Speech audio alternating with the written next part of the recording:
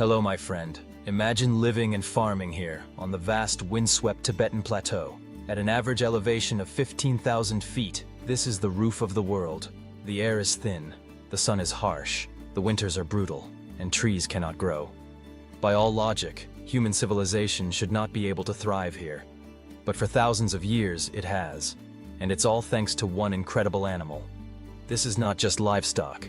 It is the engine of a culture, a partner in survival, the source of food, shelter, fuel, and wealth. This is the story of the yak, and the ancient symbiotic relationship that allows millions of people to call this extreme environment home. To understand Tibetan agriculture, you must first understand the yak. It is a biological marvel, perfectly engineered by evolution for life at extreme altitude. Compared to domestic cattle, which could not survive here, a yak's body is a high-performance machine.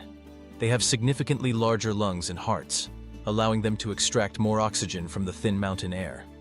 Their blood is rich with hemoglobin, making their oxygen transport incredibly efficient.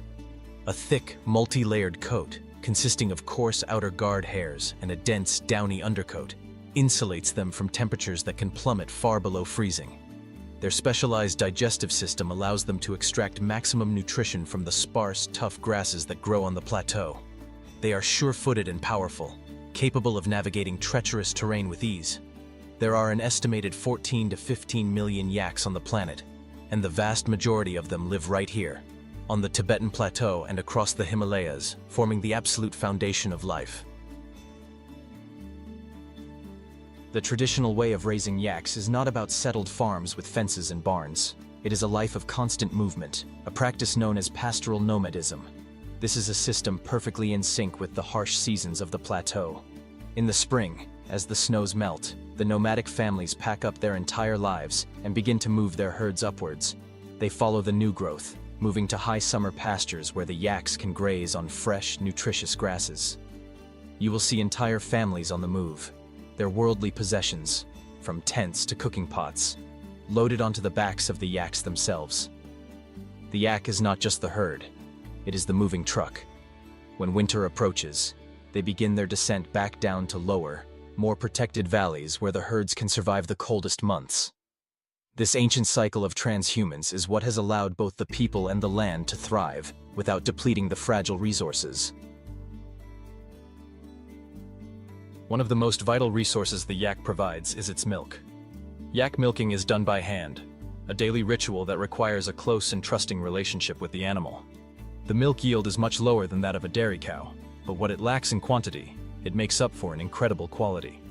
Yak milk is extraordinarily rich, with a butterfat content between 5% and 9%, sometimes more than double that of cow's milk. This liquid gold is rarely consumed fresh. It is immediately processed into two essential high-energy staple foods. The first is yak butter. Churned in traditional wooden cylinders, this butter is a primary source of fat and calories, crucial for survival in the cold. It is the key ingredient in the famous Tibetan butter tea, or po cha, a savory, salty, and warming beverage that provides the energy needed to endure the high-altitude conditions. The other product is chura, or yak cheese. The buttermilk is heated to separate the curds, which are then pressed and dried into hard rock-like pieces that can be stored for years, providing a vital source of protein. The yak's incredible coat is another cornerstone of survival. In the spring, as the weather warms, the yaks begin to naturally shed their dense undercoat. Herders will comb and collect this fiber by hand. This soft, downy undercoat is a luxury fiber, comparable to cashmere in its softness and warmth. It is now sold on the international market for high-end clothing, providing a crucial source of cash income for the nomadic families. But the coarser outer hairs are just as important. This hair is spun into strong, durable yarn that is then woven into ropes, blankets, and most importantly, the fabric for the nomads' black, hairy tents. These tents are incredibly weather-resistant, insulating against the cold and keeping out the rain and snow, providing a warm and secure home in the middle of the vast open plateau.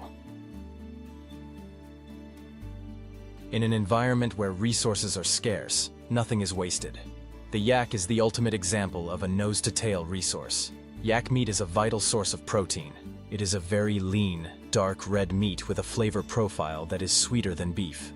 It is often cut into strips and air-dried in the cold, arid wind, creating a form of jerky that can be preserved for the long winter months. But perhaps the most critical resource the yak provides is fuel.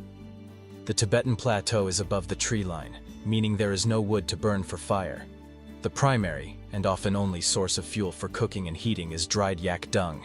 It is collected daily, shaped into patties, dried on the sides of the tents, and provides a slow, steady burn. Even the hide is used for boots and bags, and the bones can be used for tools or crafts. The yak provides for every single basic need. The relationship between the Tibetan people and the yak is one of the most profound and complete examples of symbiosis on Earth. It is a partnership that has been perfected over thousands of years. The people provide protection, care, and guidance, and in return, the yak provides life itself. This is not primitive agriculture.